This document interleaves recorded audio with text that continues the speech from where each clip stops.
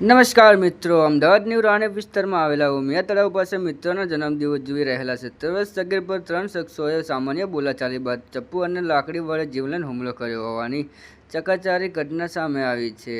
Cake કાપવા જેવી નાજીવન બાબતે ઉશ્કેરાયેલા હુમલાખોરોએ સગીરને પીઠ અને આંખની ઉપર ચપ્પુના ઘા ઝીકી દીધા હતા, જેના કારણે ગંભીર રીતે ઘાયલ સગીરને હાલ સિવિલ હોસ્પિટલ આઈસીયુ વોર્ડમાં સારવાર હેઠળ ખસેડવામાં આવ્યો છે. આ મામલે સગીરના પિતા જય બહાદુરે 3 સ્થાનિક શખ્સો વિરુદ્ધ સાબરમતી પોલીસ સ્ટેશનમાં ગુનો નોંધાવતા પોલીસ કાયદેસરની કાર્યવાહી હાથ ધરી છે. મળતી માહિતી મુજબ 12 જુલાઈના રોજના સાંજના સમયે રાણીપ દરબારગઢ ચાલીને રહેતા 17 વર્ષીય સગીરના તેના મિત્ર અનિલ રાવલના જન્મદિવસે કેક કાપવા માટે અન્ય ચાર મિત્રો સાથે ન્યૂ રાણીપ ઉમિયા તળાવ પાસે ગયો હતો. રાત્રિના સમયે તેઓ જ્યારે કેક કાપી રહ્યા હતા ત્યારે ત્યાં રહેતા યશ, આકાશ અને અંકિત નામના 3 શખ્સોએ ત્યાં ધસી આવ્યા હતા. તેમણે અહીં કેક નહીં કાપવાની તેમ કહીને અપશબ્દો બોલી ઝઘડો શરૂ કર્યો હતો.